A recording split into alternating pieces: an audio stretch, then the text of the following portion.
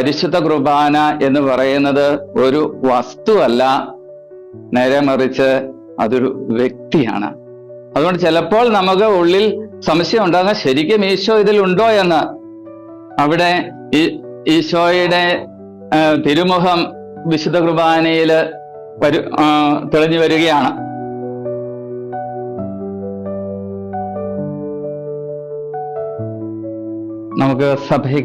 നമുക്ക് എല്ലാവർക്കും വളരെ പ്രധാനപ്പെട്ട ഒരു ദിവസമാണ് പരിശുദ്ധ കുർബാനയുടെ തിരുനാള്. പരിശുദ്ധ കുർബാനയുടെ ഒരു തിരുനാള് നമ്മൾ പ്രധാനമായിട്ട് ആഘോഷിക്കുന്ന വേറൊരു ദിവസമുണ്ട്. അത് പെസഹ വ്യാഴാഴ്ചയാണ്. ഈശോ പരിശുദ്ധ കുർബാന സ്ഥാപിക്കുന്നത് പെസഹ വ്യാഴാഴ്ചയാണ്. എന്നാൽ ഇന്നത്തെ തിരുനാള് അറിയപ്പെടുന്നത് കോർപ്പൂസ് ക്രിസ്റ്റി എന്ന പേരിലാണ്. കോർപ്പൂസ് ക്രിസ്റ്റി എന്ന് പറഞ്ഞാൽ, അതിന്റെ ലിറ്ററലായിട്ട് പറഞ്ഞാൽ അതിന്റെ അർത്ഥം ഈശോയുടെ ശരീരം എന്നാണ്. എന്നാൽ ഈ തിരുനാളിൽ നമ്മൾ പറയുന്ന പേര് ഈശോയുടെ ശരീരത്തിന്റെയും രക്തത്തിന്റെയും തിരുനാൾ എന്നാണ്. ഈശോയുടെ ശരീരത്തിന്റെയും രക്തത്തിന്റെയും തിരുനാൾ. ഈ തിരുനാളിന്റെ പുറകില് രണ്ട് ചെറിയ മനുഷ്യരുടെ കഥയുണ്ട്. അതില് ഒന്നാമത്തെ ആള് വിശുദ്ധ ജൂലിയാന എന്ന് പറയുന്ന ബെൽജിയത്തിലെ ലിയേജ് എന്ന സ്ഥലത്തുള്ള ഒരു സന്യാസിനിയാണ്. ആ സന്യാസിനിക്ക് 16-ാമത്തെ വയസ്സ് മുതൽ ഒരു ദർശനം കിട്ടിക്കൊണ്ടിരുന്നു. ആ ദർശനം എങ്ങനെയായിരുന്നു? ഒരു പൂർണ്ണ ചന്ദ്രന്റെ ദർശനമാണ് അവൾക്ക് കിട്ടിക്കൊണ്ടിരുന്നത്. നിങ്ങൾ ഒരുപക്ഷെ ഇത് കേട്ടിട്ടുണ്ടായിരിക്കും. അപ്പം പൂർണ്ണ ചന്ദ്രന്റെ ദർശനം അവൾക്ക് ഇങ്ങനെ കിട്ടിക്കൊണ്ടിരുന്നു. അപ്പോൾ ആ പൂർണ്ണചന്ദ്രനിൽ ഒരു കറുത്ത പാടുണ്ടായിരുന്നു. ദർശനം കാണുമ്പോഴൊക്കെ അവൾ കാണുന്നത് അതിലൊരു കറുത്ത പാട്. എന്താണെന്ന് ഓർത്ത് അവൾ ഇങ്ങനെ പ്രാർത്ഥിച്ചുകൊണ്ടിരുന്നു. കുറെ നാളുകൾക്ക് ശേഷം ഈശോ തന്നെ അവൾക്ക് അത് വെളിപ്പെടുത്തി കൊടുത്തു. ഈശോ എങ്ങനെയാണ് പറഞ്ഞത്? പൂർണ്ണചന്ദ്രൻ എന്ന് പറയുന്നത് സഭയാണ്. എന്നാൽ ആ കറുത്ത പാട് നീ കാണുന്നത് തിരുശരീരത്തിന്റെയും തിരുരക്തത്തിന്റെയും ഒരു തിരുനാൾ സഭയിലില്ല. ആ തിരുനാള് ആഘോഷിക്കാത്തത് കൊണ്ടുള്ള പാടാണ് എന്നാണ് അത് പറഞ്ഞിരിക്കുന്നത്. അതായത് പരിശുദ്ധ കുർബാനയുടെ തിരുനാള് പ്രത്യേകമായിട്ട് ആഘോഷിക്കണമെന്ന്. പരിശുദ്ധ കുർബാനയിൽ നമ്മളെ സ്നേഹിക്കുന്ന ഈശോയെ നമ്മൾ കണ്ട് സ്നേഹിച്ച് ആരാധിക്കുന്ന ഒരു തിരുനാൾ വേണമെന്ന് ഈശോ ആഗ്രഹിച്ചു. അതുകൊണ്ട് ഈ തിരുനാളില് ഈശോ പരിശുദ്ധ കുർബാനയില് സജീവമായിട്ടും സന്നിഹിതനാണ് എന്ന് ഉള്ള വിശ്വാസം നമ്മൾ പരസ്യമായിട്ട് പ്രഖ്യാപിക്കുന്ന ദിവസങ്ങൾ കൂടിയാണ്. ഒരുപക്ഷെ പല ദേവാലയങ്ങളിലും, പ്രത്യേകിച്ച് ലാറ്റിൻ ചർച്ചിലാണ് വളരെ വളരെ വലിയ ആഘോഷം നടത്തുന്നത്. പരിശുദ്ധ കുർബാനയുടെ ദിവ്യകാരുണ്യ പ്രദക്ഷിണമൊക്കെ ചില ദേവാലയങ്ങളിൽ ഇന്ന് നടത്തപ്പെട്ട് കാണും. ഞാനിപ്പോൾ ഉജ്ജയിനിൽ തിരിച്ചു അവധിക്കൊക്കെ ശേഷം വന്നു. ഇവിടെ SBS സിസ്റ്റേഴ്സ്, അവര് ആരാധനയുടെ സിസ്റ്റേഴ്സാണ്. അവര് ഇതിന്റെ ആഘോഷം ഇവിടെ നടത്തുന്നത് കത്തീഡ്രൽ പള്ളിയിൽ വെച്ചാണ്. അന്ന് പരസ്യമായ ആരാധനയും പരിശുദ്ധ കുർബാനയുടെ പ്രദക്ഷിണവും ഒക്കെ ഉണ്ട്. അത്രമാത്രം പരിശുദ്ധ കുർബാന എത്രമാത്രം ആരാധിക്കപ്പെടേണ്ടതാണ്, സ്തുതിക്കപ്പെടേണ്ടതാണ് എന്നുള്ള ആ കാര്യം നമ്മൾ വളരെയധികം മനസ്സിലാക്കേണ്ടതായിട്ടുണ്ട്. കാരണം പരിശുദ്ധ കുർബാന എന്ന് പറയുന്നത് ഒരു വസ്തുവല്ല, നേരെ മറിച്ച് അതൊരു വ്യക്തിയാണ്. ആ വ്യക്തി എന്ന് പറയുന്നത് വെറും ഒരു വ്യക്തിയല്ല, പൂർണ്ണ മനുഷ്യനും പൂർണ്ണ ദൈവവുമായ നമ്മുടെ കർത്താവ് ഈശോ മിശിഹായാണ്. പിന്നീട് ഞാൻ ആ ചരിത്രത്തിന്റെ ഒരു അടുത്ത വശത്തേക്ക് ഞാൻ പറയുകയാണ്. അതിനുശേഷം ഈശോ വെളിപ്പെടുത്തി കൊടുത്തു, ജൂലിയാനായിക്ക് വെളിപ്പെടുത്തി കൊടുത്തു ഈ തിരുനാൾ ആഘോഷിക്കണമെന്ന്. അതിനുശേഷം ജൂലിയാന ഈ കാര്യം രൂപതയിലെ മെത്രാനെ അറിയിക്കുന്നുണ്ട്. രൂപതയിലെ മെത്രാനെ അറിയിച്ച് 1246 ആ രൂപതയില് പരിശുദ്ധ കുർബാനയുടെ തിരുനാള്, ഈശോയുടെ തിരുശരീരത്തിനെ തിരുരക്തത്തിനെ തിരുനാള് ആഘോഷിക്കാനായിട്ട് ഇടവന്നു. മാർപ്പാപ്പയെയും അവൾ അറിയിച്ചിരുന്നു. എന്നാൽ പെട്ടെന്ന് തിരുസഭ മുഴുവനായിട്ട് ഈ തിരുനാൾ ആഘോഷിക്കാനായിട്ട് ഇടവന്നില്ല. അതിനുശേഷം 1263 പീറ്റർ എന്ന് പറയുന്ന ഒരു വൈദികന്, പീറ്റർ, അദ്ദേഹത്തിന്റെ മുഴുവൻ പേര് ഞാൻ അദ്ദേഹം ഓർക്കുന്നില്ല, പീറ്റർ എന്ന് പറയുന്ന വൈദികന് ഒരു വലിയ സംശയം, ശരിക്കും വിശുദ്ധ കുർബാനയിൽ ഈശോ ഉണ്ടോ എന്ന്. അങ്ങനെ ഇരിക്കുന്ന ഈ സംശയം അദ്ദേഹത്തിന് ഉണ്ടായപ്പോൾ അദ്ദേഹം ഈ സംശയത്തിനൊരു നിവാരണം ഉണ്ടാകണമെന്ന രീതിയിൽ റോമിലേക്ക് അദ്ദേഹം ഒരു തീർത്ഥയാത്ര നടത്തുവാണ്. തീർത്ഥയാത്ര നടത്തുന്ന വഴിയിൽ ബോൾസ്തേന എന്ന് പറയുന്ന ഇറ്റലിയിലെ ഒരു സ്ഥലത്തെ ദേവാലയത്തിൽ അദ്ദേഹം വിശുദ്ധ കുർബാന അർപ്പിക്കാനായിട്ട് കയറി. ആ വിശുദ്ധ കുർബാനയുടെ സമയത്ത് തിരുവോസ്തി ഉയർത്തുന്ന സമയത്ത് ആ തിരുവോസ്തിയിൽ നിന്ന് രക്തം പ്രവഹിക്കാനായിട്ട് തുടങ്ങി. രക്തം പ്രവഹിച്ച് അത് അൾത്താര് വിരിയിന്മേലും ബലിപീഠത്തിന്മേലും നിറയാനായിട്ട് ഇടവന്നു. ആ സമയത്ത് ഈശോയിൽ നിന്ന് അദ്ദേഹം ഇങ്ങനെ കേൾക്കുകയാണ്, നീ എന്നെ സംശയിക്കരുത്, ഞാൻ സത്യമായും ഇവിടെ തന്നെ ഉണ്ട്. നീ സംശയിക്കരുത്, ഞാൻ സത്യമായും ഇവിടെ തന്നെ ഉണ്ട്. അതിനുശേഷം ഈ തിരുരക്തത്താൽ നനഞ്ഞ അൾത്താര് വിരിയുമായി അദ്ദേഹം റോമിലേക്ക് യാത്ര ചെയ്ത് ഉർബൻ 4-ാമൻ മാർപ്പാപ്പായി ഇത് കാണിക്കുവാണ്. മാർപ്പാപ്പായി ഇതിനെക്കുറിച്ച് പഠനം നടത്തി അദ്ദേഹത്തിന് അതിൽ വിശ്വാസമായി 1264 ഓഗസ്റ്റ് 11-ാം തീയതി മാർപ്പാപ്പ ഔദ്യോഗികമായിട്ട് പറഞ്ഞു, ഈശോയുടെ തിരുശരീരത്തിന്റെയും തിരുരക്തത്തിന്റെയും തിരുനാള് സഭയിൽ 1264 മുതൽ ആഘോഷിക്കുമെന്ന്. അങ്ങനെ 1264 മുതൽ പരിശുദ്ധ കുർബാനയുടെ ഈ തിരുനാൾ ആഘോഷിക്കാനായിട്ട് ഇടവന്നു. ഈ തിരുനാളിലൂടെ സഭ നമ്മളെ പഠിപ്പിക്കാനായിട്ട് ആഗ്രഹിക്കുന്ന പ്രധാനപ്പെട്ട കാര്യം, പരിശുദ്ധ കുർബാനയിൽ സത്യമായും ഈശോ എഴുന്നള്ളിയിരിക്കുന്നു എന്നുള്ളതാണ്. പിന്നീട് ഈ സത്യത്തെ സഭയുടെ കൗൺസില്, ലാറ്ററൻ കൗൺസിലും പിന്നീട് ട്രെൻഡ് കൗൺസിലും ഇത് ഔദ്യോഗികമായിട്ട് പ്രഖ്യാപിക്കുകയും ഇതിനെക്കുറിച്ചുള്ള കാര്യങ്ങൾ വിശദമായിട്ട് പറയുകയും ചെയ്തു. കത്തോലിക്കാ സഭയുടെ മതബോധന ഗ്രന്ഥത്തില് 1374 ഖണ്ഡിക നമ്മൾ ഇങ്ങനെയാണ് വായിക്കുന്നത്: ദിവ്യകാരുണ്യ സാദൃശ്യങ്ങളിലെ ക്രിസ്തുവിന്റെ സാന്നിധ്യം അനന്യമാണ്. അത് ആധ്യാത്മിക ജീവിതത്തിന്റെ പൂർണ്ണതയും എല്ലാ കൂദാശകളിലെയും ലക്ഷ്യവും എന്ന നിലയിൽ കുർബാനയെ സകല കൂദാശകളേക്കാൾ ഉന്നതമാകുന്നു. ഏറ്റവും പരിശുദ്ധ കൂദാശയായ കുർബാനയിൽ നമ്മുടെ കർത്താവായ യേശുക്രിസ്തുവിന്റെ ശരീരവും രക്തവും ആത്മാവോടും ദൈവത്വത്തോടും കൂടി സത്യമായും യഥാർത്ഥമായും സത്താപരമായും അങ്ങനെ ക്രിസ്തു മുഴുവനും അടങ്ങിയിരിക്കുന്നു. ഇതിനെ യഥാർത്ഥ സാന്നിധ്യം എന്ന് വിളിക്കുന്നു.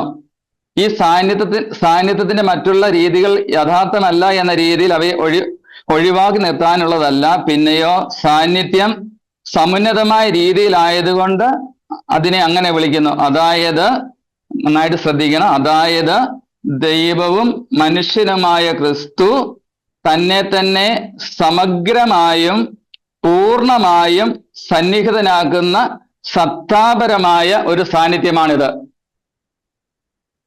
ഇതിനെ നമ്മൾ ഇംഗ്ലീഷിൽ പറയുന്ന പേര് ട്രാൻസ് സബ്സ്റ്റാൻസിയേഷൻ എന്നാണ് പറയുന്നത്. ട്രാൻസ് സബ്സ്റ്റാൻസിയേഷൻ, അതിന്റെ അർത്ഥം ട്രാൻസ് എന്ന് പറഞ്ഞാൽ ചേഞ്ച്, സബ്സ്റ്റാൻസിയേഷൻ എന്ന് പറഞ്ഞാൽ സബ്സ്റ്റൻസ്, സത്ത. അപ്പം ട്രാൻസ് സബ്സ്റ്റാൻസിയേഷൻ എന്ന് പറഞ്ഞാൽ സത്താപരമായ മാറ്റം. ഇത് നമ്മൾ വേദപാഠത്തിനൊക്കെ കുറച്ചൊക്കെ പഠിക്കുന്നുണ്ട്. എങ്കിലും ഇതൊന്ന് നമ്മളൊന്ന് അറിഞ്ഞിരിക്കുന്നത് വളരെ പ്രധാനപ്പെട്ട ഒരു കാര്യമാണ്. വിശുദ്ധ കുർബാന സത്യമായും ഈശോയാണ് എന്ന് നമ്മൾ പറയുമ്പോൾ അത് എന്താണ് അർത്ഥമാക്കുന്നത്? നമുക്ക് പോലും സംശയം തോന്നാം. കാരണം എന്തുകൊണ്ടാണ്? വിശുദ്ധ കുർബാനയെ അർപ്പിച്ചിട്ട് വിശുദ്ധ കുർബാനയ്ക്ക് മുമ്പുണ്ടായിരുന്ന അപ്പം പോലെ തന്നെയാണല്ലോ പിന്നെയും ആ അപ്പം ഇരിക്കുന്നത്. അതുകൊണ്ട് ചിലപ്പോൾ നമുക്ക് ഉള്ളിൽ സംശയം ഉണ്ടാകുക ശരിക്കും ഈശോ ഇതിലുണ്ടോ എന്ന്. എന്നാൽ സഭ നമ്മളെ പഠിപ്പിക്കുന്നത് സത്താപരമായ മാറ്റം എന്ന് പറയുന്നത് ബാഹ്യമായ കാര്യങ്ങൾക്ക് വിശുദ്ധ കുർബാനയിൽ മാറ്റങ്ങൾ ഉണ്ടാകുന്നില്ല. അതിൻ്റെ ബാഹ്യമായ ആകൃതിക്കോ അതിൻ്റെ ടേസ്റ്റിനോ അതിൻ്റെ നിറത്തിനോ മാറ്റങ്ങൾ ഉണ്ടാകുന്നില്ല. എന്നാൽ അതിൻ്റെ ഉള്ളിലെ സബ്സ്റ്റൻസ്, അതിൻ്റെ സത്ത എന്ന് പറയുന്നത് ഈശോ തന്നെയാണ്. അതിൻ്റെ സത്ത ഈശോ തന്നെയാണ്. പിന്നീട് പലർക്കും ഇതിനെക്കുറിച്ചുള്ള സംശയങ്ങൾ ഒക്കെ ഉണ്ടായത് മൂലമോ അല്ലെങ്കിൽ ഇത് കൂടുതൽ സ്ഥിരീകരിക്കേണ്ടതിനായിട്ടോ ആയിരിക്കാം അനേക ദിവ്യകാരുണ്യ അത്ഭുതങ്ങൾ സഭയിൽ നടക്കുന്നുണ്ട്. അനേക ദിവ്യകാരുണ്യ അത്ഭുതങ്ങൾ, എണ്ണാൻ പറ്റാത്ത അത്തരം അത്ഭുതങ്ങൾ ശരിക്കും സഭയിൽ, ദിവ്യകാരുണ്യ അത്ഭുതങ്ങൾ സഭയിൽ നടന്നു. അതിൽ തിരുസഭ 130ഓളം, കൃത്യമായിട്ട് പറഞ്ഞ 136, 137 ദിവ്യകാരുണ്യ അത്ഭുതങ്ങൾ ഔദ്യോഗികമായിട്ട് സ്ഥിരീകരിച്ചു. ഔദ്യോഗികമായിട്ട് അതിനെ സ്ഥിരീകരിച്ചു. എന്നിട്ട് അതിൽ എല്ലാ അത്ഭുതങ്ങളുടെയും പ്രധാന സവിശേഷത എന്ന് പറയുന്നത് അത് ഈശോയുടെ മാംസവും രക്തവുമായി മാറി ആ രക്തത്തിന്റെ സാമ്പിള് എന്ന് പറയുന്നത് AB പോസിറ്റീവാണ്. അതുപോലെ അതിനെക്കുറിച്ച് പഠനം നടത്തിയപ്പോൾ ആ മാംസം എടുക്കപ്പെട്ടിരിക്കുന്നത് വേദന അനുഭവിക്കുന്ന, വേദനയാൽ പിടയുന്ന ഒരു ചെറുപ്പക്കാരന്റെ ഹൃദയഭാഗത്തിന്റെ കോശങ്ങളിൽ നിന്നാണ്. അപ്പം അതിനെക്കുറിച്ച് അന്വേഷണങ്ങൾ നടത്തി എല്ലായിടത്തും ഇതെല്ലാം സ്ഥിരീകരിക്കപ്പെട്ടിട്ടുണ്ട്. അതുകൊണ്ട് നമ്മുടെ വിശ്വാസം വെറുമൊരു വിശ്വാസമല്ല എന്ന് ഈശോ സ്ഥിരീകരിക്കുന്ന അത്ഭുതങ്ങളാണ് നടത്തപ്പെട്ടുകൊണ്ടിരിക്കുന്നത്. നമുക്ക് അവസാനമായിട്ട് നമുക്കറിയാം, കേരളത്തില് വിളക്കന്നൂർ എന്ന സ്ഥലത്ത് നടന്ന അത്ഭുതവും അവിടെ ഈശോയുടെ തിരുമുഖം വിശുദ്ധ കുർബാനയിൽ തെളിഞ്ഞു വരികയാണ്. 10 വർഷത്തിന് ശേഷം അതിന് യാതൊരു വ്യത്യാസം ഉണ്ടാകാത്ത രീതിയിൽ ഇന്നും അത് പരസ്യ ആരാധനയ്ക്കായിട്ട്, വണക്കത്തിനായിട്ട് തിരുസഭ പ്രതിഷ്ഠിച്ചിട്ടുണ്ട്. അതുകൊണ്ട് ഇത് ആഴത്തിൽ വിശ്വസിക്കേണ്ട സത്യമാണ്. ഈ വിശുദ്ധ കുർബാനയിലൂടെ ഈശോ എന്താണ് നമ്മളോട് പറയാനായിട്ട് ആഗ്രഹിക്കുന്നത് എന്നത് വളരെ പ്രധാനപ്പെട്ട ഒരു കാര്യമാണ്. ഇനി ഈ വിശുദ്ധ കുർബാനയുടെ ഈ അത്ഭുതങ്ങളെ കുറിച്ച് പഠനം നടത്തിയ ഒരു യുവ വിശുദ്ധനെ നമുക്കറിയാം. ആ വിശുദ്ധന്റെ പേരെന്താണ്? കാർലോ അക്വിറ്റസ്. കാർലോ അക്വിറ്റസ് ആണ് വിശുദ്ധ കുർബാനയുടെ ദിവ്യകാരുണ്യ അത്ഭുതങ്ങളെ കുറിച്ച് പഠനം നടത്തിയത്. 130ഓളം സ്ഥലങ്ങളിൽ അദ്ദേഹം പോയി നടത്തിയ പഠനത്തിലൂടെ അദ്ദേഹം പറയാനായിട്ട് ആഗ്രഹിച്ചു, ലോകത്തോട് മുഴുവനായിട്ട് പറയാൻ ആഗ്രഹിച്ച കാര്യം എന്താണെന്ന് ചോദിച്ചു കഴിഞ്ഞാൽ, ഈ വിശുദ്ധ കുർബാന എന്ന് പറയുന്ന ഈ ചെറിയ അപ്പം അത് ഒരു സാധാരണ അപ്പം അല്ല എന്ന് പറയുവാനാണ്. ഇത് ഈശോ തന്നെയാണ് എന്ന് ലോകത്തെ മുഴുവൻ വെളിപ്പെടുത്തി കൊടുക്കാനായിട്ടാണ് ആ യുവ വിശുദ്ധൻ പരിശ്രമിച്ചത്. ഇന്ന് അദ്ദേഹം വിശുദ്ധരുടെ ഗണത്തിലേക്ക് ഉയർത്തപ്പെട്ടിരിക്കുന്നു. പരിശുദ്ധ കുർബാനയെ സ്നേഹിക്കുകയും വിലമതിക്കുകയും ചെയ്യുന്നവരെ ഈശോ അത്രമാത്രം സ്നേഹിക്കുകയും അനുഗ്രഹിക്കുകയും ചെയ്യുന്നുണ്ട്. ഇന്നും ഒരുപക്ഷെ ഇന്ന് ഈ വിശുദ്ധ കുർബാനയുടെ ക്ലാസ്സിൽ കടന്നു വന്നിരിക്കുന്ന ഓരോ വ്യക്തികളും ഇതിലേക്ക് ആകർഷിക്കപ്പെടാനുള്ള കാരണം തന്നെ നിങ്ങളുടെ ഓരോരുത്തരുടെയും വിശുദ്ധ കുർബാനയോടുള്ള സ്നേഹമാണ് എന്നതിൽ എനിക്ക് യാതൊരു സംശയമില്ല. ഇന്ന് വിശുദ്ധ കുർബാനയെക്കുറിച്ച് നന്മമരത്തിൽ ഒരു വീഡിയോ ഇറക്കാനായിട്ട് ഇടവന്നു. നന്മമരത്തിലെ ആ സഹോദരങ്ങൾ എത്രമാത്രം തീഷ്ണതയോടെയാണ് ഈശോയെ സ്നേഹിക്കുന്നത് എന്ന് ആ വീഡിയോയിലൂടെ നമ്മൾ ഓരോരുത്തരും കേട്ട് കാണും. അപ്പം ഈ ഒരു ഈശോയെ തിരിച്ചറിഞ്ഞ് ഈശോയ്ക്ക്, നമ്മളെ സ്നേഹിക്കുന്ന ഈശോയ്ക്ക് നമ്മുടെ ജീവിതവും പൂർണ്ണമായിട്ട് കൊടുക്കാനായിട്ട് പറ്റുമ്പോഴാണ് നമ്മുടെ ജീവിതം അനുഗ്രഹമായിട്ട് മാറുന്നത്. വിശുദ്ധ കുർബാനയിൽ കുറിച്ച് ബൈബിളിൽ പറഞ്ഞിരിക്കുന്ന കാര്യങ്ങളിലേക്ക് നമ്മൾ കടന്നു വരുമ്പോൾ, ബൈബിളിൽ ഇതിന്റെ സ്ഥാപനത്തെക്കുറിച്ചുള്ള ഏറ്റവും പഴയ ചരിത്രം നമുക്ക് നൽകുന്നത് വിശുദ്ധ പൗലോസ്ലീഹായാണ്. വിശുദ്ധ പൗലോസ്ലീഹ കൊറിന്തോസുകാർക്ക് എഴുതിയ ലേഖനം, ഒന്നാം ലേഖനം 11-ാം അധ്യായം 23-ാമത്തെ വാക്യത്തിൽ പൗലോസ്ലീഹ ഇങ്ങനെ നമ്മളോട് പറയുവാണ്, കർത്താവിൽ നിന്ന് എനിക്ക് ലഭിച്ചതും ഞാൻ നിങ്ങളെ ഭരമേൽപ്പിച്ചതുമായ കാര്യം ഇതാണ്. അതായത് ഈശോ ഏറ്റവും പ്രത്യേകമായിട്ട് പൗലോസ്ലീഹായിക്ക് ഏൽപ്പിച്ചു കൊടുത്ത കാര്യം ഇതാണ് എന്ന് പറഞ്ഞുകൊണ്ടാണ് പൗലോസ്ലീഹ നമ്മളോട് പറയുന്നത്.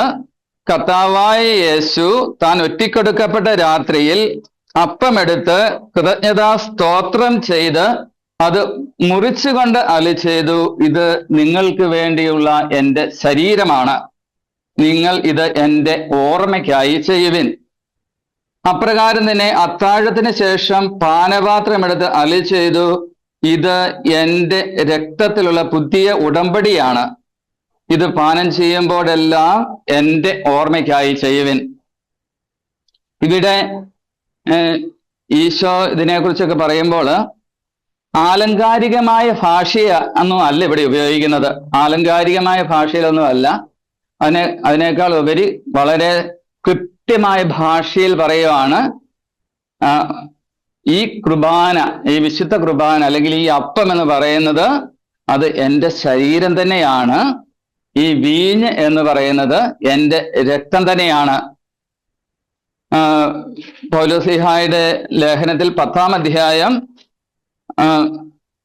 ഒന്നാം ലേഖനം 10-ാം അധ്യായത്തില് 16-ാമത്തെ വാക്യത്തിൽ പൗലോസ്ലീഹ വീണ്ടും നമ്മളോട് പറയുകയാണ്, നാം ആശീർവദിക്കുന്ന അനുഗ്രഹത്തിന്റെ പാനപാത്രം ക്രിസ്തുവിന്റെ രക്തത്തിലുള്ള ഭാഗഭാഗിത്വമല്ലേ? നാം മുറിക്കുന്ന അപ്പം ക്രിസ്തുവിന്റെ ശരീരത്തിലുള്ള ഭാഗഭാഗിത്വമല്ലേ? അതായത് നമ്മൾ ഈശോയുടെ ശരീരവും രക്തവും സ്വീകരിക്കുന്നത് വഴി നാം ഈശോയോട് ഒന്നായി മാറുവാണ്. വിശുദ്ധ കുർബാനയെക്കുറിച്ചുള്ള വലിയ പഠനം നടത്തുന്നത് വിശുദ്ധ യോഹന്നാൻ ശ്ലീഹയാണ്. യോഹന്നാൻ ശ്ലീഹായുടെ സുവിശേഷത്തിലെ 6-ാമത്തെ അധ്യായത്തില് യോഹന്നാൻ ശ്ലീഹ ഇത് വളരെ വിശദമായിട്ട് നമ്മളെ പഠിപ്പിക്കുകയാണ്. 6-ാമത്തെ അധ്യായം ആരംഭിക്കുന്നത് അപ്പം വർദ്ധിപ്പിക്കുന്നത് വഴിയാണ്.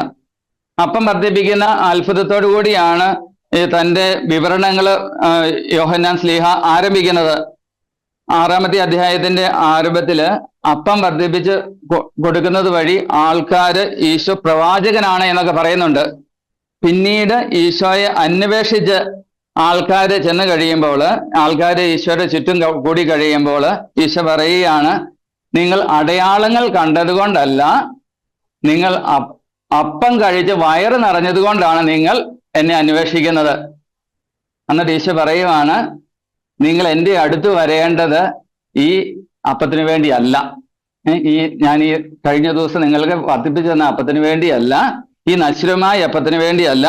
6-ാം അധ്യായം 27-ാമത്തെ ഭാഗത്തിൽ ഈശോ നമ്മളോട് പറയുകയാണ്, നശ്വരമായ അപ്പത്തിന് വേണ്ടി അധ്വാനിക്കാതെ മനുഷ്യപുത്രൻ തരുന്ന നിത്യജീവന്റെ അനശ്വരമായ അപ്പത്തിന് വേണ്ടി അധ്വാനിക്കുവിൻ.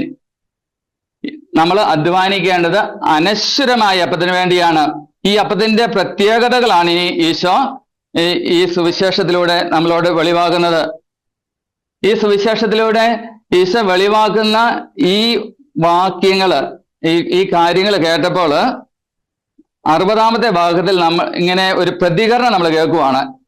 യോഹന്നാന്റെ സുവിശേഷം 6-ാം അധ്യായം 60-ാമത്തെ ഭാഗത്തില് ശിഷ്യന്മാര് പറഞ്ഞു, പലരും പറഞ്ഞു, ഈ വചനം കഠിനമാണ്, ഇത് ശ്രവിക്കാൻ ആർക്ക് കഴിയും? ഇത് കേൾക്കാനായിട്ട് അല്ലെങ്കിൽ ഇത് മനസ്സിലാക്കാനായിട്ട് ഇത് വിശ്വസിക്കാനായിട്ട് ആർക്കാണ് ഇത് കഴിയുന്നത്? 61-ാമത്തെ വാക്യത്തില് ഈശോ അവരോട് ചോദിക്കുവാണ്, ശിഷ്യന്മാർ ഇതിനെക്കുറിച്ച് പിറുപിറുക്കുന്നത് കാണുമ്പോൾ ഈശോ അവരോട് ചോദിക്കുവാണ്, ഇത് നിങ്ങൾക്ക് ഇടർച്ച വരുത്തുന്നുവോ? ഇന്ന് പല വ്യക്തികൾക്ക്, നമ്മൾ കത്തോലിക്ക സഭ ഇത് പൂർണ്ണമായിട്ട് വിശ്വസിക്കുന്ന, എന്നാൽ മറ്റു സഭയിലുള്ള ആൾക്കാർക്ക് ഇപ്പോഴും ഇതേ രീതിയിൽ വിശ്വസിക്കാത്ത ഒത്തിരി സഭകളുണ്ട്. എന്നാൽ കത്തോലിക്ക സഭ ഇതേ വിശ്വാസം, പലരും പറയാറുണ്ട്, കത്തോലിക്ക സഭയ്ക്ക് മാത്രമാണ് യോഹന്നാന്റെ 6-ാമത്തെ അധ്യായം കൃത്യമായിട്ട് വ്യാഖ്യാനിച്ച് തരാൻ പറ്റുന്നത്. കാരണം വചനം എന്ത് പറയുന്നതോ, ഈശോ വചനത്തിലൂടെ എന്ത് പറയുന്നോ അത് പൂർണ്ണമായും ഉൾക്കൊണ്ട് സഭ അത് സ്വീകരിക്കുവാണ്. ഇനി ഇതിന് ശേഷമുള്ള ഒരു പ്രതികരണം നമ്മൾ കാണുന്നുണ്ട്. ശിഷ്യന്മാരെന്താ ചെയ്യുന്നത്?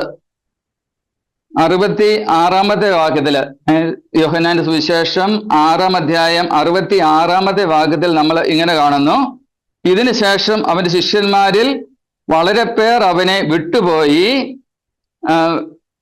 അവർ പിന്നീട് ഒരിക്കലും അവന്റെ കൂടെ നടന്നില്ല. കാരണം യഹൂദന്മാരെ സംബന്ധിച്ച് ഇത് വിശ്വസിക്കാനായിട്ട് പറ്റാത്ത കാര്യമായിരുന്നു. എന്നാൽ ഇവിടെ നമ്മൾ മനസ്സിലാക്കേണ്ട കാര്യം ഇങ്ങനെയൊക്കെ അനേകര് ഈശോയെ വിട്ടുപോയെങ്കിലും, ഈശോ പറഞ്ഞ ഈ വാക്കുകളെ വിട്ടുപോയെങ്കിലും ഈശോ ഈ പറഞ്ഞ കാര്യത്തെ ഈശോ മാറ്റി പറയുന്നില്ല. അതുപോലെ ഈ ഭാഗത്ത് നമ്മൾ യോഹന്നാന്റെ സുവിശേഷം 6 അധ്യായത്തിൽ യാതൊരു ഉപമയും ഉപയോഗിക്കാതെയാണ് ഈശോ ഈ കാര്യങ്ങളെല്ലാം പറയുന്നത്. കാരണം ഈ പറയുന്ന കാര്യങ്ങൾ അതേപടി സത്യമാണ് എന്ന് ഉറപ്പിച്ചു തന്നെയാണ് കർത്താവ് പറയുന്നത്.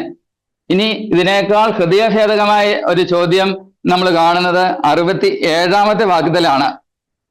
എല്ലാവരും ഈശോയെ വിട്ടുപോയി ഈ കാര്യങ്ങൾ പറഞ്ഞപ്പം, നിങ്ങൾ എൻ്റെ ശരീരത്തിൻ്റെയും രക്തത്തിൻ്റെയും കാര്യം പറഞ്ഞ് ഈശോ പറഞ്ഞ കാര്യങ്ങളൊക്കെ സ്വീകരിക്കാൻ പറ്റാത്തപ്പോൾ മറ്റെല്ലാവരും ഈശോയെ വിട്ടുപോയപ്പോൾ ഈശോ 67 വാക്യത്തില്, യോഹന്നാന്റെ സുവിശേഷം 6 അധ്യായം 67 വാക്യത്തില് ഈശോ 12 പേരോടായി ചോദിച്ചു, നിങ്ങളും പോകാൻ ആഗ്രഹിക്കുന്നോ?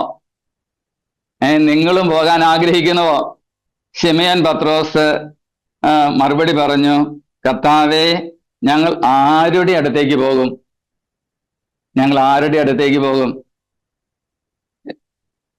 ഇവിടെയാണ് നമ്മള് ഈശോ പറയുന്ന കാര്യങ്ങൾ ഭാഗികമായിട്ടല്ല നമ്മൾ സ്വീകരിക്കേണ്ടത്.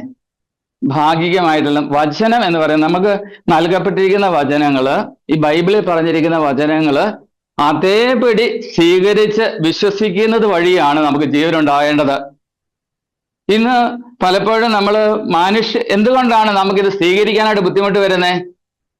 ഈ പറഞ്ഞ കാര്യങ്ങൾ, ഈ വിശുദ്ധ കുർബാനയെ കുറിച്ച് പറഞ്ഞ കാര്യങ്ങൾ നമുക്ക് സ്വീകരിക്കാനായിട്ട് ബുദ്ധിമുട്ട് വരാനുള്ള കാരണം എന്താണ്? കാരണം അത് നമ്മുടെ ബുദ്ധിയിൽ ഒതുങ്ങുന്ന കാര്യമല്ല. ബുദ്ധി കൊണ്ട് എനിക്ക് ഇതിനെ മനസ്സിലാക്കാനായിട്ട് പറ്റില്ല.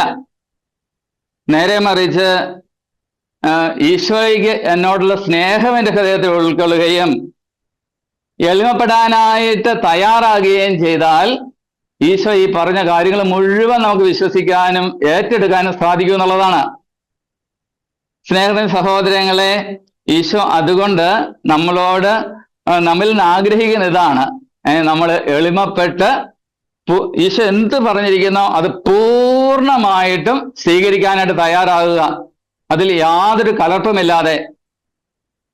അതുകൊണ്ട് വിശുദ്ധ മത്തായി അറിയിച്ച സുവിശേഷം 11 അധ്യായം 25 വാക്യത്തില് ഈശോ എങ്ങനെ പറയുന്നുണ്ട്: സ്വർഗത്തിന്റെയും ഭൂമിയുടെയും നാഥനായ പിതാവേ, ബുദ്ധിമാന്മാരിൽ നിന്നും വിവേകികളിൽ നിന്നും മറിച്ച് അത് ശിശുക്കൾക്ക് വെളിപ്പെടുത്തിയതിനാൽ ഞാൻ നിന്നെ സ്തുതിക്കുന്നു. ശിശുക്കളുടെ എളിമയും വിനയവും ഉള്ളവർക്കാണ് ഈശോ പറയുന്ന കാര്യങ്ങൾ സ്വീകരിക്കാനും അത് ജീവിതത്തിൽ അനുഗ്രഹമാക്കി മാറ്റാനും സാധിക്കുന്നത്. ഈശോ പരിശുദ്ധ കുർബാനയിൽ സത്യമായും സന്നിഹിതമായിരിക്കുന്നു എന്ന് ഈശോ വളരെ കൃത്യമായി നമ്മളോട് പറയുവാണ്. യോഹന്നാന്റെ സുവിശേഷം 6 അധ്യായം 50 വാക്യത്തില് ഈശോ പറയുവാണ്, ഇതാകട്ടെ മനുഷ്യൻ ഭക്ഷിക്കുന്നതിന് വേണ്ടി സ്വർഗത്തിൽ നിന്ന് ഇറങ്ങിയ അപ്പമാണ്, ഇത് ഭക്ഷിക്കുന്നവൻ മരിക്കുകയില്ല. അപ്പോൾ ഇവിടെ ഈശോ മന്ന എന്ന് പറയുന്ന പഴയ നിയമത്തില് മോശയ്ക്കും കൂട്ടർക്കും കൊടുത്ത മന്ന എന്ന് പറയുന്ന ഒരു ഭക്ഷണത്തെയും വിശുദ്ധ കുർബാനയുമായിട്ട് താരതമ്യം ചെയ്യുന്നുണ്ട്. മന്ന ആരാണ് കൊടുത്തത്? മോശയാണ് അവർക്ക് കൊടുക്കുന്നത്. മോശ എന്ന മാധ്യമത്തിലൂടെ മന്ന അവർക്ക് കൊടുക്കുന്നത് ദൈവമാണ്. എന്നാൽ മന്ന കഴിച്ചവരെ കുറിച്ച് ഈശോ എന്താണ് പറയുന്നത്? മന്ന കഴിച്ചവരൊക്കെ മരിച്ചു. എന്നാൽ എന്നെ കഴിക്കുന്നവൻ ഒരിക്കലും മരിക്കില്ല, ഒരിക്കലും മരിക്കില്ല. അത് നിത്യജീവനിലേക്ക് നയിക്കുന്നതാണ്, അത് നിത്യജീവനിലേക്ക് നയിക്കുന്നതാണ്. 49-ാമത്തെ വാക്യത്തിലാണ് നമ്മൾ ഇത് കാണുന്നത്. നിങ്ങളുടെ പിതാക്കന്മാർ മരുഭൂമിയിൽ വെച്ച് മന്ന ഭക്ഷിച്ചു, എങ്കിലും അവർ മരിച്ചു. ഇതാകട്ടെ മനുഷ്യൻ ഭക്ഷിക്കുന്നതിന് വേണ്ടി സ്വർഗത്തിൽ നിന്ന് ഇറങ്ങി വന്ന അപ്പമാണ്.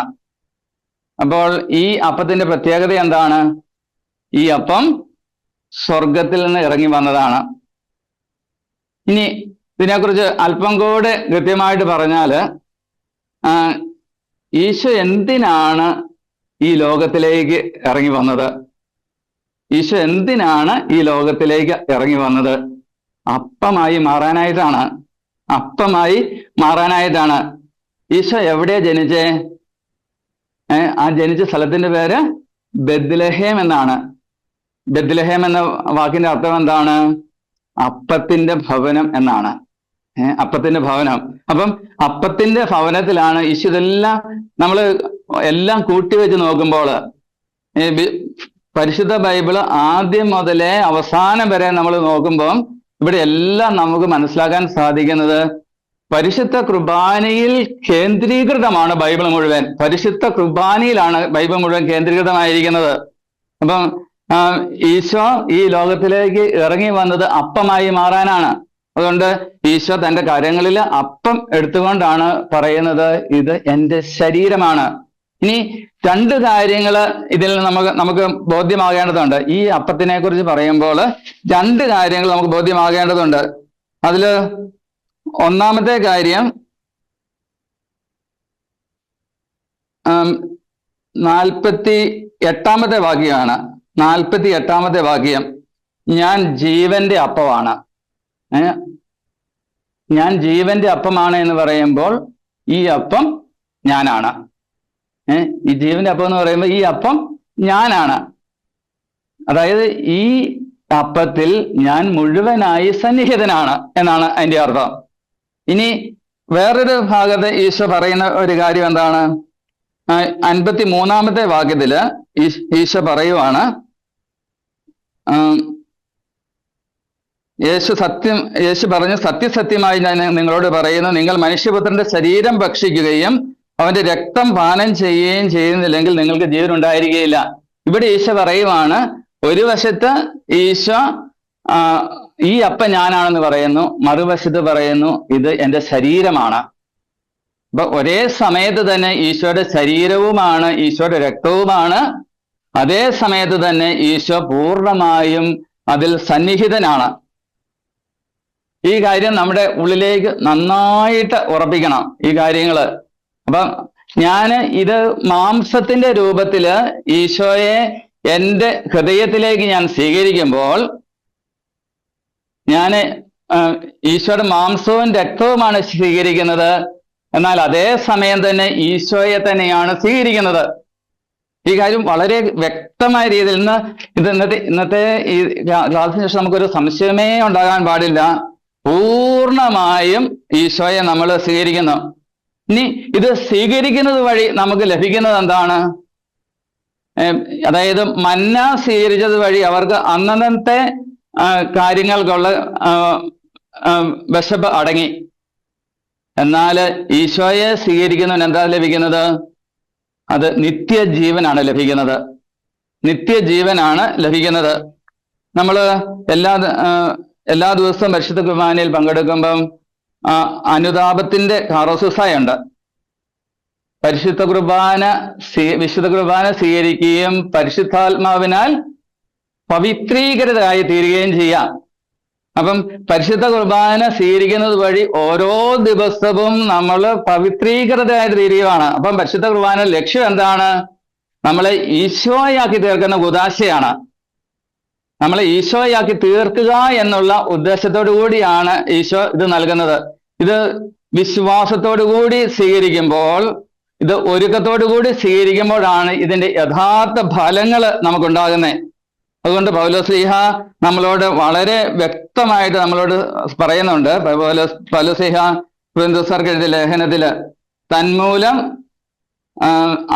27-ാമത്തെ വാക്കിൽ 1 കൊറിന്തോസ് 11:27 പറയുന്നുണ്ട്, തന്മൂലം ആരെങ്കിലും അയോഗ്യതയോടെ കർത്താവിന്റെ അപ്പം ഭക്ഷിക്കുകയും പാത്രത്തിൽ പാനം ചെയ്യുകയും ചെയ്താൽ അവൻ കർത്താവിന്റെ ശരീരത്തിനും രക്തത്തിനും എതിരെ തെറ്റ് ചെയ്യുന്നു. അതിനാൽ ഓരോരുത്തരും ആത്മശോധന ചെയ്ത ശേഷം ഈ അപ്പം ഭക്ഷിക്കുകയും പാത്രത്തിൽ നിന്ന് പാനം ചെയ്യുകയും ചെയ്യട്ടെ. എന്തുകൊണ്ടെന്നാൽ ശരീരത്തെ വിഭജിച്ചറിയാതെ ഭക്ഷിക്കുകയും പാനം ചെയ്യുകയും ചെയ്യുന്നവൻ തൻ്റെ തന്നെ ശിക്ഷാവിധിയാണ് ഭക്ഷിക്കുന്നതും പാനം ചെയ്യുന്നതും. നിങ്ങൾ പലരും രോഗികളും ദുർബലരുമായിരിക്കുന്നതും ചിലർ മരിച്ചു പോയതിനും കാരണം ഇതാണ്. അപ്പം ഒരു വശത്ത് ഈശോ നമ്മൾ തിരുശരീരം നൽകി നമ്മളെ പവിത്രീകരിച്ചുകൊണ്ടിരിക്കുന്നു. മറുവശത്ത് നമ്മൾ ഈ വിശുദ്ധ കുർബാന സ്വീകരിക്കാനായിട്ട് യഥാർത്ഥ ഒരുക്കവും ആത്മശോധനയും ഇല്ലെങ്കിൽ അത് നെഗറ്റീവ് ഫലം പുറപ്പെടുവിക്കുമെന്ന് ഈശോ പറയുന്നുണ്ട്. എന്നാൽ വിശുദ്ധ കുർബാന നിങ്ങളുടെ പാപമോചനത്തിനായി എന്ന് ഈശോ പറഞ്ഞാണ് ശരീരം തിരുരക്തവും വിഭജിച്ചും ഒക്കെ ഈശോ തരുന്നത്. ആ സമയത്ത് പാപമോചനം നമുക്ക് ലഭിക്കുന്നുണ്ട്. അതായത് നമ്മുടെ നിരവധിയായ ചെറിയ പാപങ്ങൾ, ലഘുപാപങ്ങളെല്ലാം പൂർണ്ണമായിട്ടും ഇതുവഴി മോചിക്കപ്പെടുന്നുണ്ട്. അതുപോലെ മാരക പാപങ്ങളിലൂടെ വന്ന എല്ലാവിധ മുറിവുകളും ഈ പരിശുദ്ധ കുർബാന വഴി ഓരോ ദിവസവും ഉണക്കപ്പെടുന്നുമുണ്ട്. അപ്പൊ ഈ കാര്യങ്ങളൊക്കെ നമ്മുടെ ഹൃദയത്തിന്റെ ഉള്ളിൽ ആഴമായിട്ട് വിശ്വസിച്ചുകൊണ്ട് തന്നെ വേണം നമ്മൾ ഇത് സ്വീകരിക്കുവാനായിട്ട്. 57-ാമത്തെ യോഹന്നാന്റെ സുവിശേഷം 6-ാം അധ്യായം 57-ാമത്തെ വാക്യത്തില് ഈശോ പറയുവാണ്, ജീവിക്കുന്നവനായ പിതാവ് എന്നെ അയച്ചു, ഞാൻ പിതാവ് മൂലം ജീവിക്കുന്നു, അതുപോലെ എന്നെ ഭക്ഷിക്കുന്നവൻ ഞാൻ മൂലം ജീവിക്കും. ഇപ്പം പരിശുദ്ധ കുർബാന ഏറ്റവും വിശുദ്ധിയോടെ, സ്നേഹത്തോടെ, ഒരുക്കത്തോടെ സ്വീകരിക്കുന്ന വ്യക്തിയിൽ ആരാണ് ജീവിക്കുന്നത്? ആരാണ് ജീവിക്കുന്നത്? ഈശോ തന്നെയാണ് ജീവിക്കുന്നത്. അപ്പം നമുക്ക് എത്രമാത്രം ഒരുക്കത്തോടെ, സ്നേഹത്തോടെ പരിശുദ്ധ കുർബാന സ്വീകരിക്കാൻ പറ്റും എന്നുള്ളത് ഏറ്റവും പ്രധാനപ്പെട്ട കാര്യമാണ്. നമ്മുടെ വ്യക്തിപരമായ ജീവിതത്തിൽ നമ്മൾ പരിശുദ്ധ കുർബാനയെ സ്നേഹിക്കുന്നവരാണ്. എന്നാൽ ഇത് എത്രമാത്രം ബോധ്യത്തോടെയും വിശ്വാസത്തോടെയും ഒരുക്കത്തോടെയുമാണ് ഞാൻ ഇതിനെ സ്വീകരിക്കുന്നത് എന്നത് നമ്മൾ കുറെ കൂടി ചിന്തയ്ക്ക് വിഷയമാക്കേണ്ടതാണ്. പരിശുദ്ധ കുർബാന സ്വീകരിക്കുന്നത് വഴിയുള്ള ഫലങ്ങളെക്കുറിച്ച് പരിശുദ്ധ കത്തോലിക്കാ സഭയുടെ മതബോധന കേന്ദ്രത്തില് വളരെ വ്യക്തമായ രീതിയിൽ പറയുന്നുണ്ട്.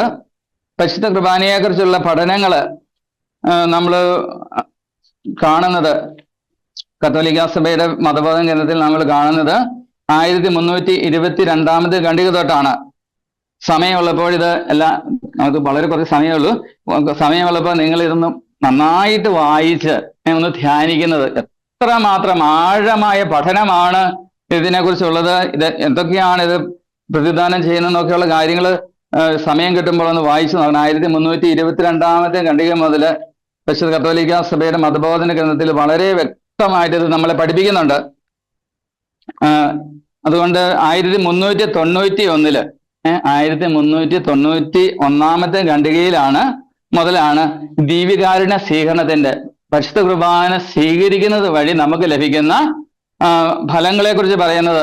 അതില് ഒന്നാമതായിട്ട് പറയുന്നത് ദീവികാരുണ്യ സ്വീകരണം യേശുവിനോടുള്ള നമ്മുടെ ഐക്യം വളർത്തുന്നു. വിശുദ്ധ കുർബാന സ്വീകരണത്തിന് ഉള്ള ആ ഭാഗത്തിന് നമ്മൾ പറയുന്ന പേര് ദൈവ ഐക്യത്തിന്റെ ഭാഗം എന്നാ പറയുന്നത്. ദൈവ ഐക്യത്തിന്റെ ശുശ്രൂഷ ദൈവ ഐക്യത്തിന്റെ ശുശ്രൂഷ എന്ന് പറയുന്നത്, അതായത് പരിശുദ്ധ കുർബാന നമ്മൾ സ്വീകരിക്കുമ്പോൾ നമ്മൾ ദൈവവുമായിട്ട്, ഈശോയുമായിട്ട് ഒന്നായി തീരുവാണ്. ദീവികാരുണ്യ സ്വീകരിക്കുന്നതിന് പ്രധാന ഫലം യേശു ക്രിസ്തുവുമായിട്ടുള്ള ഉറ്റ ബന്ധമാണ് എന്നാണ് പറഞ്ഞിരിക്കുന്നത്. യേശു ക്രിസ്തുവുമായിട്ടുള്ള ഉറ്റ ബന്ധമാണ്. യഥാർത്ഥത്തിൽ കർത്താവ് പറഞ്ഞു, എന്റെ ശരീരം ഭക്ഷിക്കുകയും എന്റെ രക്തം പാനം ചെയ്യുകയും ചെയ്യുന്നവൻ എന്നിലും ഞാൻ അവനിലും വസിക്കും. ജീവിക്കുന്നതിനായ പിതാവ് എന്നെ അയച്ചു, ഞാൻ പിതാവ് മൂലം ജീവിക്കുന്നു, അതുപോലെ എന്നെ ഭക്ഷിക്കുന്നവൻ ഞാൻ മൂലം ജീവിക്കും. ഇനി രണ്ടാമത്തെ കാര്യം, അതായത് ഈ ഐക്യം വിശുദ്ധ കൊച്ചുത്രേസ്യയുടെ ജീവിതത്തിൽ കൊച്ചുത്രേസ്യ തന്റെ വിശുദ്ധ കുർബാന സ്വീകരണത്തെ കുറിച്ച് പറയുന്നുണ്ട്. വിശുദ്ധ കൊച്ചുത്രേസ്യ എങ്ങനെയാണ് പറയുന്നത്? ഞാൻ പരിശുദ്ധ കുർബാന സ്വീകരിക്കുന്നതിന് മുമ്പ് ഞാനും ഈശോയും രണ്ടായിരുന്നു. എന്നാൽ ഞാൻ പരിശുദ്ധ കുർബാന സ്വീകരിച്ചു കഴിഞ്ഞപ്പം ഞാൻ ഈശോയിൽ ഇല്ലാതായി മാറി. അതായത് ഈശോയുമായിട്ട് പൂർണ്ണമായിട്ട് ഐക്യപ്പെട്ടു.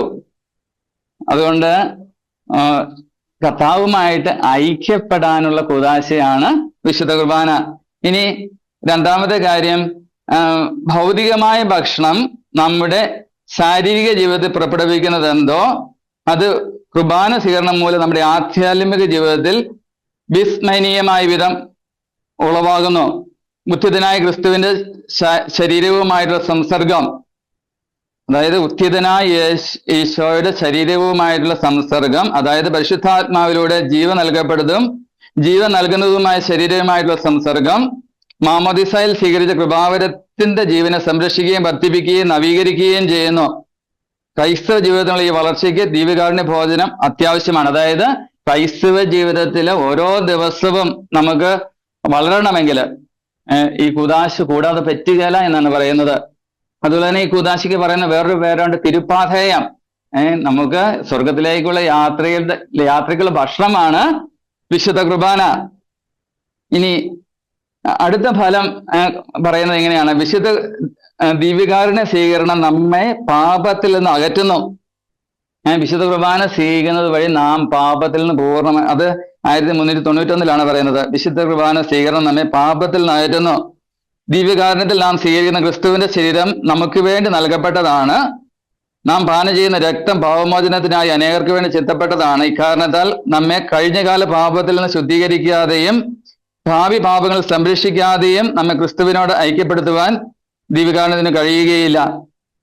ഇനി അടുത്തത്, നഷ്ടപ്പെട്ടു പോയ ശാരീരിക പോഷണം വീണ്ടെടുക്കുന്നത് പോലെ അനുദിന ജീവിതത്തിൽ ദുർബലമാകാൻ സാധ്യതയുള്ള പരസ്നേഹത്തെ ദിവ്യകാരുണ്യ സ്വീകരണം ശക്തിപ്പെടുത്തുന്നു.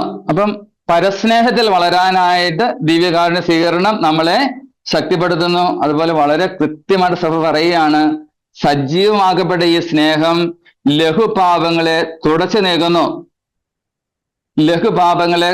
നീക്കുന്നു. ക്രിസ്തു നമുക്ക് തന്നെ നൽകിക്കൊണ്ട് നമ്മുടെ സ്നേഹത്തെ പുനരുജ്ജീവിപ്പിക്കുന്നു. വീണ്ടും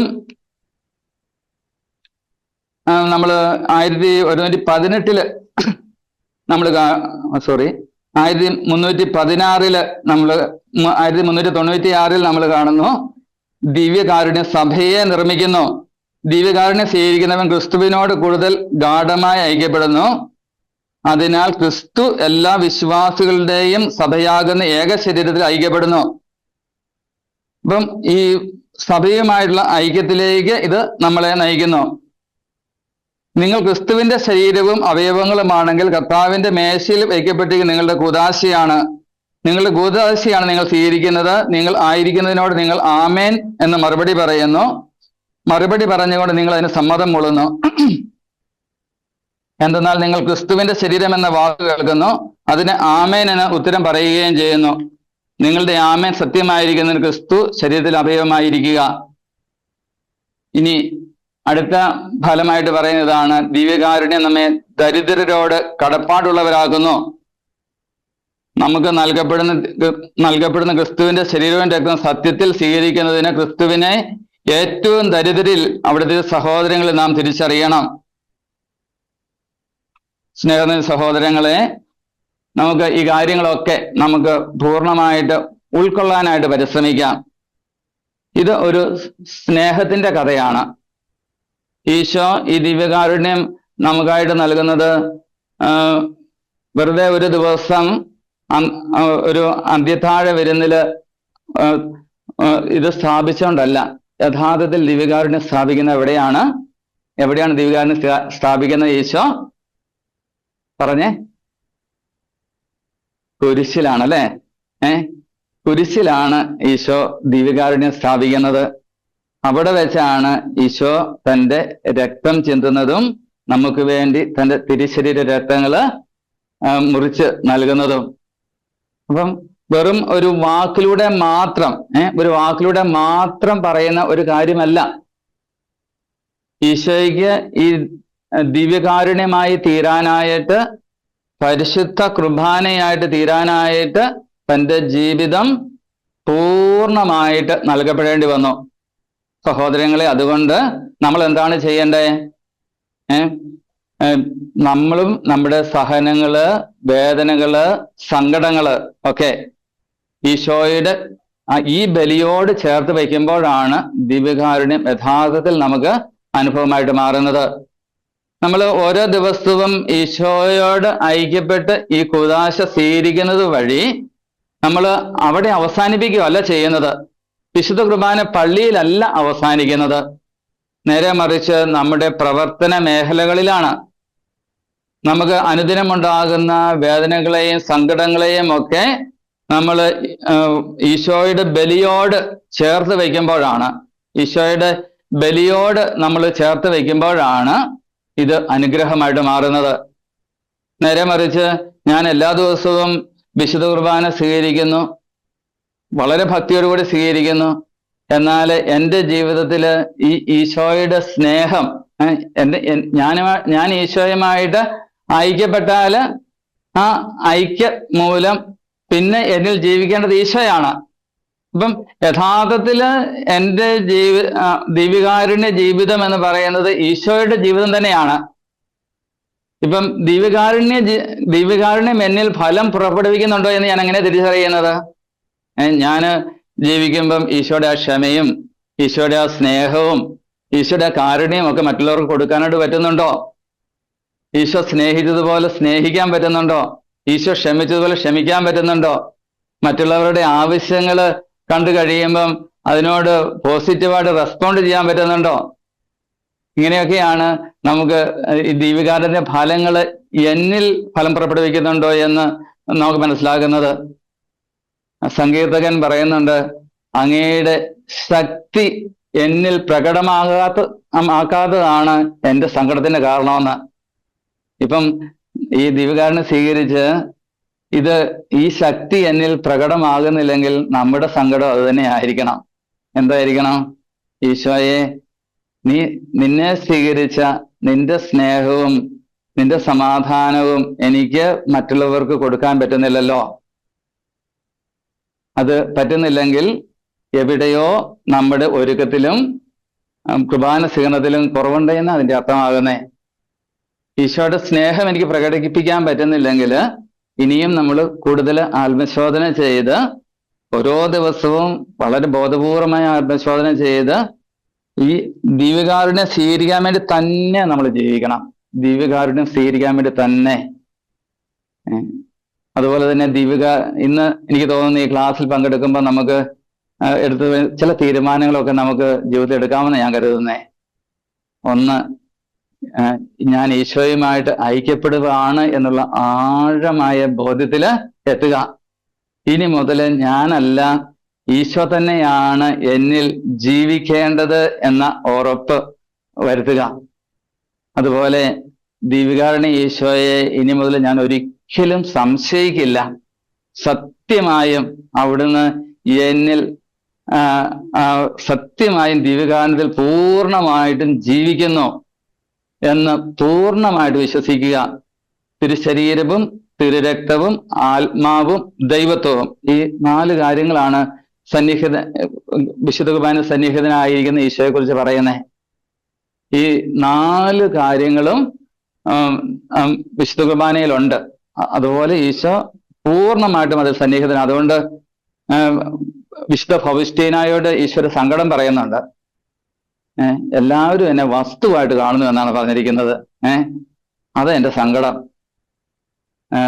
അതുപോലെ എല്ലാവരും എന്നെ ഏറ്റവും സ്നേഹിക്കുന്ന വ്യക്തിയെ കണ്ട് എൻ്റെ അടുത്ത് വരാനും എന്നോട് സംസാരിക്കാനും എന്നെ